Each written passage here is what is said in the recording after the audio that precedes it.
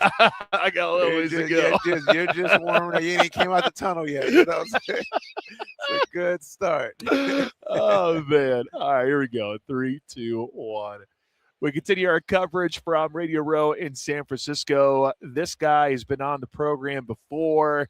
He is an NFL legend. I have a feeling, though, this time around feels a little bit different because Yeah. the Seattle Seahawks are playing for a Super Bowl. Shaun Alexander, legendary running back, joining us here on the show. How does it feel to see Seattle playing for a Super Bowl coming up on Sunday? I feel like I like this kind of Radio Row when our team's in it much better than the other ones, to have our boys playing in it, getting to talk about these boys. I have great relationships with the players, and it's just really special because I know how hard it is, but you don't have as close relationships with all the other guys from other teams.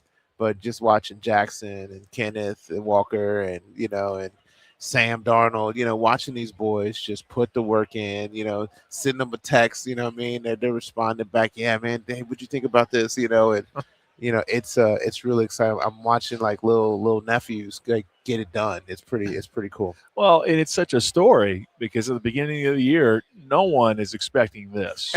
No one's expecting it. I think everyone expected the NFC West to be tough, but you have the LA Rams and San Francisco. And then there's little Seattle when the Seahawks knocked off the Rams in shootout fashion. I thought, okay, these boys are really for real. Yeah. And they have catapulted themselves to this position. You brought up Sam. We'll talk about the running back group in a little bit, but just how about the evolution of Sam Darnold, who in some ways was kind of left for dead, right? The way that thing started out, and now here he is in Seattle after having a successful run in Minnesota.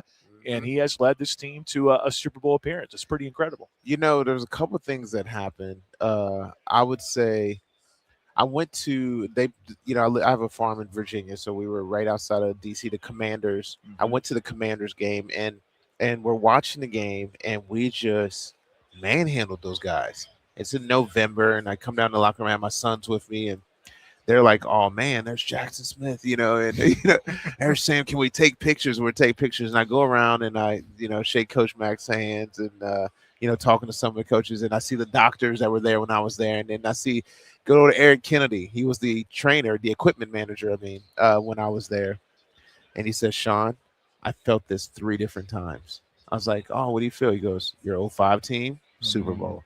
I felt it the first time when everybody started to see Russ the second year, Marshawn, and the Legion of Boom. He said, and we went to Super Bowl again. He goes, "I just feel this team, man, they just get in there and they rough people up and they know they're good and no one else knows." I said, "Oh, we going back?" And I said, "I'm going to start watching." I watched them through November and December, and I was like, them equipment managers be knowing. He knew it, and he was right. And we played those games, and the Rams is a solid team. You know what I mean? But Seattle refused to be denied. We will win this game, and then they beat them, and they played again in the playoffs. We're gonna win this game, and they got it done. So no one's surprised by that inside, And I think some of it's because they're just tucked up in that corner over there in the good old Northwest, and so no one really saw that coming except the Seahawks. But that's how it always was. My team, we were 13-2, and it was like, "Are they that good?" We're like, "Man, we're manhandling people. We're beating people." I'm not even. I think I sat out 7 fourth quarters the year I won the MVP, and then we went to Super Bowl. And they're like, "Are they that good?" I'm like, "That does not happen in the NFL." Well, this is the same thing going on. They're just beating people up, and they're like, "Are they in Seattle?" They just came out of nowhere. We're like, "No." When you're 14-2, you know what I mean? Like, it just happened. So that's good, and we're all proud of Sam. I text him all the time and say, "Hey, you are what I thought you were going to be, and so I want you to know that we believed in you." His Jets time, the Carolina Panthers time, those were just terrible, but great growing lessons for him. But I feel like he learned so much about. Just something happened when he was at the 49ers. A lot of people get credit for the right. That's when he got to show it. But I feel like the switch hit when he was being a backup at the 49ers. He shows it to Minnesota, and Minnesota's like, "Oh, we don't think." We're like, "Great, no, you're right. we'll just take him off your hands. We're gonna sit him right here, right in the limb, drive this bus right to the Super Bowl. So thank you, Minnesota. You're the second person to bring up his brief time in San Francisco Yeah. about being a game changer. So kudos to you for saying that, because it's something you forget about. Of course, Coach Shanahan has a pretty high pedigree, and to be able to see them battle this year despite all the injuries that they had, I got a little bit more respect for him now, after seeing that, because that is so hard to do. What about Coach Mack? Well, let me tell you this too. Radio Row was so fun because you get to see all the guys. Yeah. And I remember when I was playing and you go do Radio Row and you get to see the legends like, oh, there's so and so. And now I'm on the other side and you're seeing the guys that are playing. They're like, oh yeah. And I ran into young quarterback from Alabama that was really, really good with us, won us a national championship, gets drafted by New England, doesn't really go well. Now he's a backup with the 49ers, Mac Jones. And I'm looking at him and I'm like, this has already been written.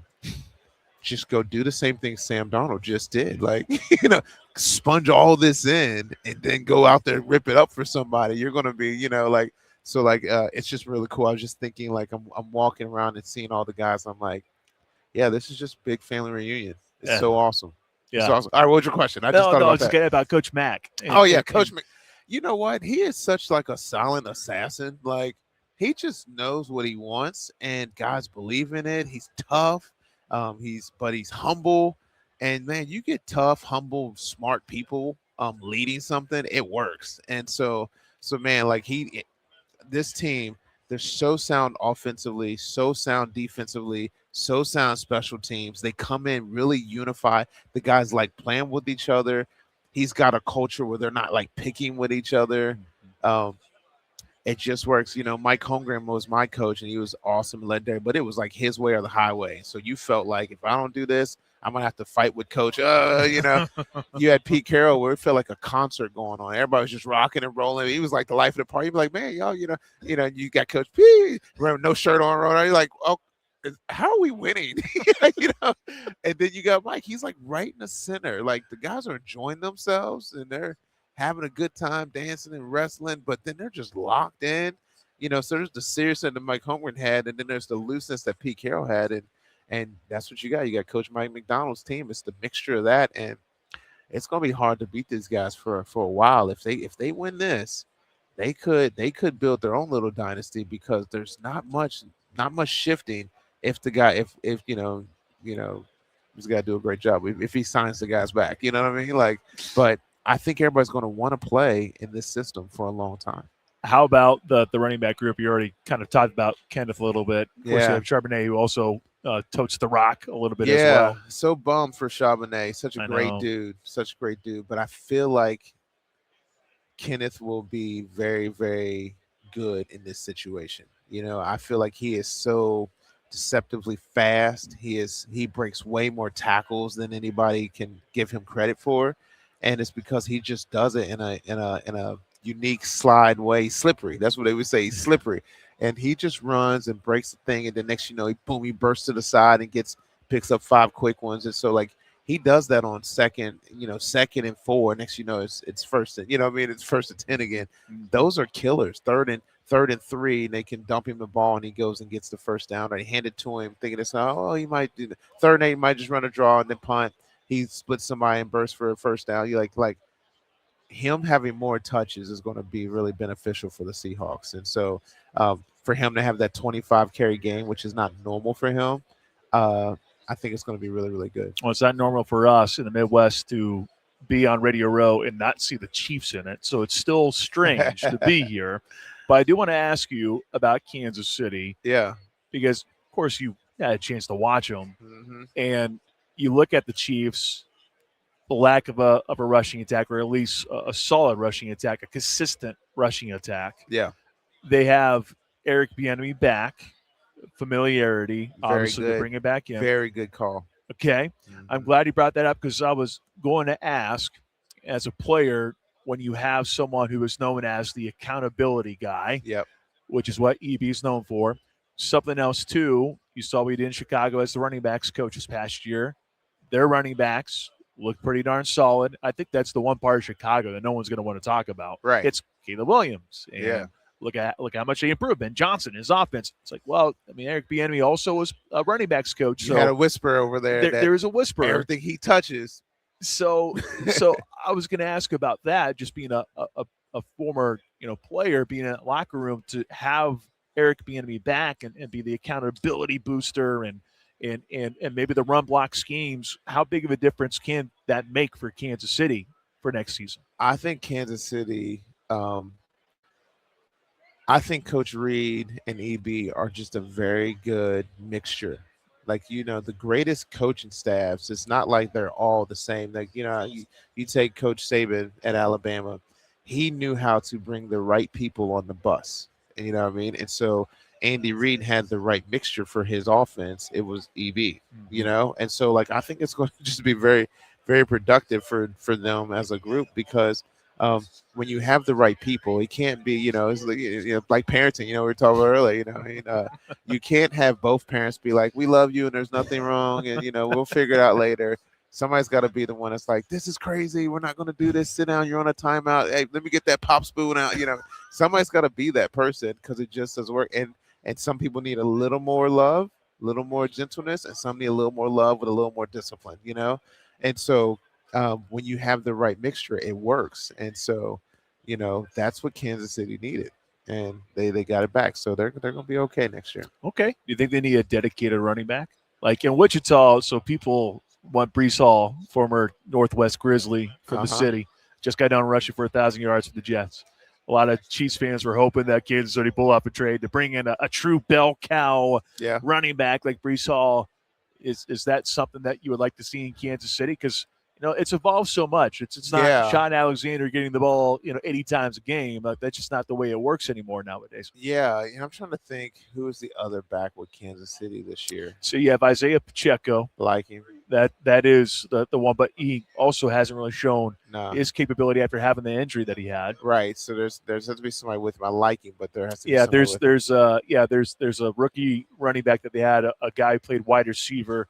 He's a tailback now, Brashard Smith, that a lot of Chiefs fans want to see a little bit more of. But other than that, those are just the two. I think they're going to have to draft one, and then they're going to have to decide if they want to bring another one in. And then you just turn into competition. Like, so sometimes when you're in that situation, especially with running back, you just need 4 guys to go compete and know that if I get one, does he need a lot of reps? But if I get 2, can I coach myself into putting them both in the right situation? So they're going to draft one and then bring another one in free agency. And then between those 4 guys, you pick your best 2. You talked about Nick Saban.